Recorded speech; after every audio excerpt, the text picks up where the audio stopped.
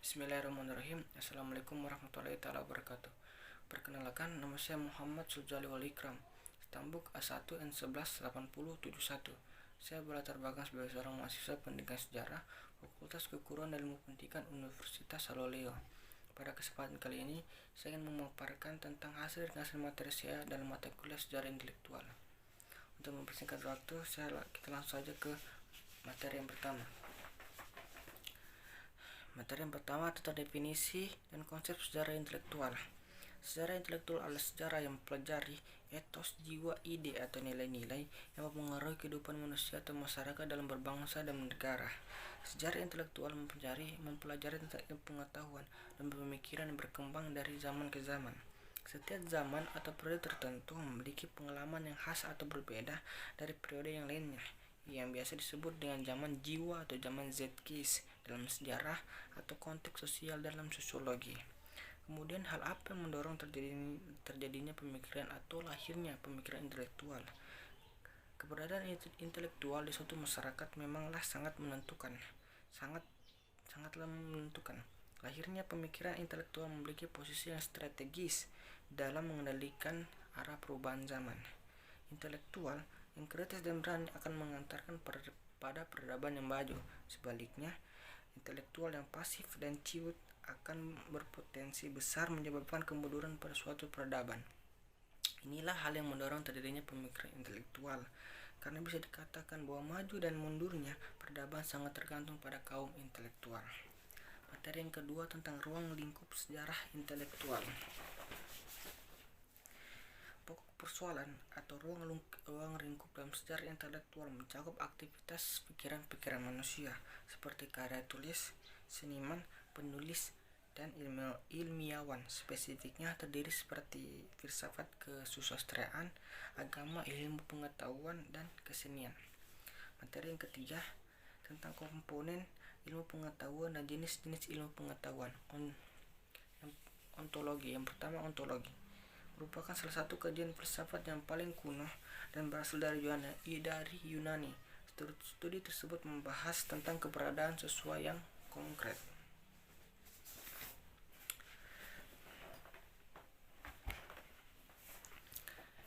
Epistemologi merupakan cabang dari filsafat yang berkaitan dengan ilmu pengetahuan. Epistemologi mempelajari tentang hakikat dan pengetahuan, justifikasi, dan serta rasionalitas keyakinan. Yang selanjutnya ada aksiologi, merupakan istilah yang berasal dari kata Yunani yaitu axios yang berarti sesuai atau wajar, sedangkan logos yang berarti ilmu. Aksiologis dipahami sebagai teori nilai. Selanjutnya wahyu ilahi, yaitu salah satu dokumen dari Vatikan yang memiliki pokok-pokok dasar mengenai sumber ajaran dan tindakan ilahi, dan sumber itulah yang menjadi wahyu ilahi atau penyikapan diri Allah sendiri kepada manusia. Yang selanjutnya supranatural adalah sebuah kejadian yang tidak bisa dijelaskan dengan hukum alam atau berada di atas atau di luar alam. Yang selanjutnya itu common sense, ada suatu kemampuan untuk menyerap dan mempersepsi dan memahami serta menuturkan tentang suatu objek secara langsung. Materi yang keempat yaitu perkembangan pemikiran intelektual pada masa Yunani dan Romawi. Yang pertama, pemikiran intelektual Prasokrates. Kaum Prasokrates adalah pemikir Yunani abad ke-6 dan ke-5 sebelum Masehi yang memperkenalkan cara baru untuk memiliki dunia dan tempat umum manusia di dalamnya. Mereka dikenal zaman dahulu sebagai filsuf dan ilmuwan pertama dari tradisi barat. Tradisi filsafat peradaban besar dimulai pada abad ke-6 sebelum Masehi di kota-kota berbahasa Yunani yang tersebar di Laut Mediterania Utara. Para filsuf ini hidup sebelum Sokrates dan dengan demikian disebut Prasokrates. Pandangan mereka inovatif dan mereka adalah ilmuwan awal seperti halnya mereka adalah filsuf. Sebelum zaman Prasokrates, pandangan dunia Yunani dibentuk oleh mitologi, dan di bawah ini bisa di bawah ini menggambarkan tentang 3 tema mitologis penting yang dianggap oleh para filsuf prasokratis Yang pertama oleh Harold adalah kira penciptaan di mana kosmos dimulai sebagai kecanduan yang kemudian melahirkan bumi, dunia bawah, cinta dan malam masing-masing dipersonifikasikan sebagai dewa primordial ini. Pada gilirannya melahirkan makhluk ilahi lainnya. Yang kedua oleh Hammer menyatakan bahwa Oceanus mengelilingi bumi dan dari perairan matahari, bulan dan bintang-bintang naik turun. Yang ketiga oleh Hammer lagi menggambarkan pelaku kita dan campur tangan tentang sesuai keinginan mereka.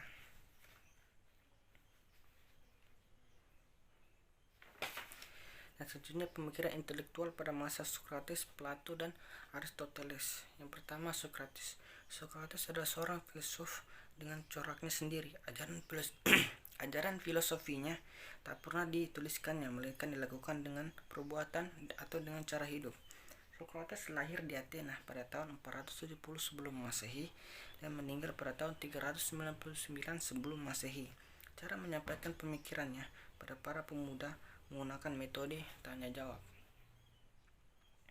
Adapun falsafah pemikiran Sokrates diantaranya ia menyatakan adanya kebenaran objektif. Dalam membenarkan objektif, ia menggunakan metode tertentu yang dikenal dengan metode dialektika, yang berarti bercakap-cakap atau berdialog.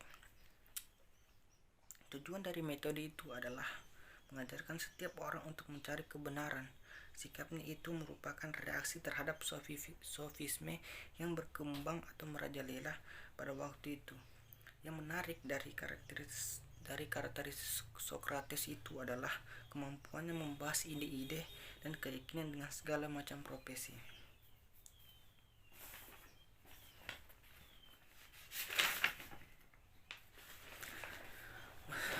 Menurut Sokrates pada dasarnya manusia itu baik. Menurut Sokrates manusia pada dasarnya baik, yang mempunyai tujuan hidup dan pandangan etik yang rasional.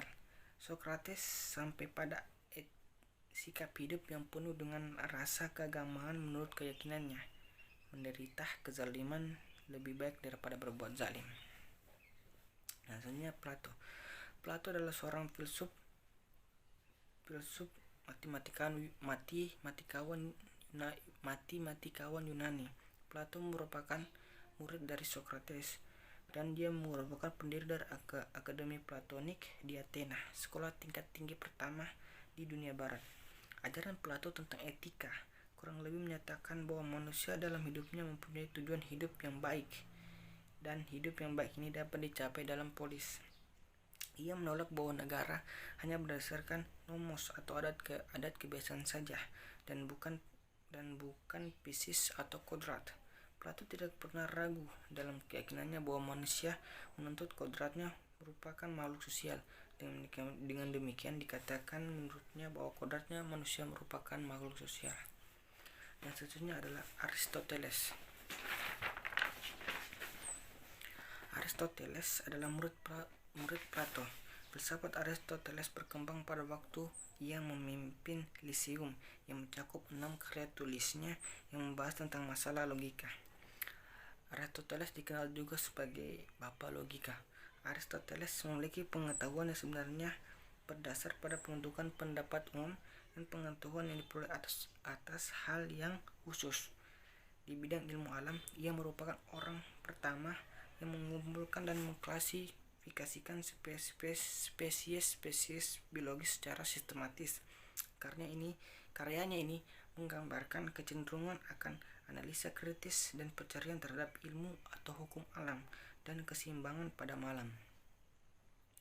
Plato menyatakan teori tentang bentuk ideal benda, sedangkan Aristoteles menjelaskan bahwa materi tidak mungkin tanpa bentuk karena dia eksis.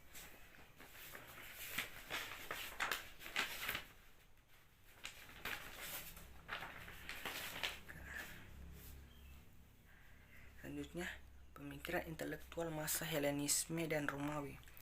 Yunani adalah sebuah negara di Eropa yang telah memiliki pemikiran peradaban yang maju sejak berabad-abad tahun yang lalu atau pada masa Yunani kuno. Istilah Helenisme adalah istilah modern yang berarti berbicara atau berkelakuan seperti orang yang Yunani. Helenisme secara umum menunjuk kebudayaan yang merupakan gabungan antara budaya Yunani dan budaya Asia Kecil, Syria, Metropolitano, dan Mesir yang lebih tua. Pemikiran filsafat Helenisme adalah filsafat Yunani untuk mencari hakikat suatu atau sebuah pemikiran untuk mencari kebenaran yang terjadi pada masa lalu.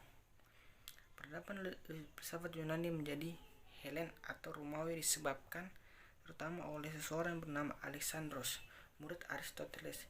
Tindakannya yang imperialis menyatukan seluruh dunia ke dalam satu kerajaan Makedonia. Bahkan Imperium Persia, kekaisaran terbesar pada masa itu, pernah disaksikan bahkan Imperium Persia, kekaisaran terbesar yang pernah disaksikan dunia, dirumuskan lewat 3 pertempuran.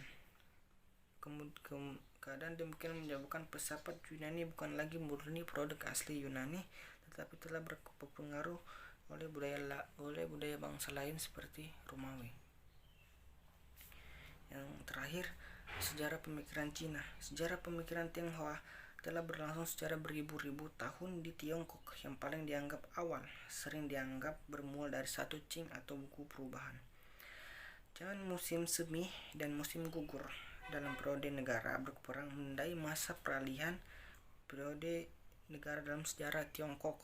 Peraturan-peraturan lama dihapus, tapi juga tidak ada peraturan baru yang diciptakan, sehingga banyak orang-orang yang mulai mencari atau mengatasi masalah-masalah tersebut, sehingga akhirnya pemikiran yang bebas dan munculnya sekolah-sekolah filsafat pertama di Yunani. Baiklah, itulah hasil pemaparan tentang ringkasan materi saya dalam mata kuliah sejarah intelektual. Mohon maaf jika ada salah kata, karena kebenaran yang sesungguhnya hanyalah milik Allah Subhanahu wa taala dan saya hanyalah manusia biasa.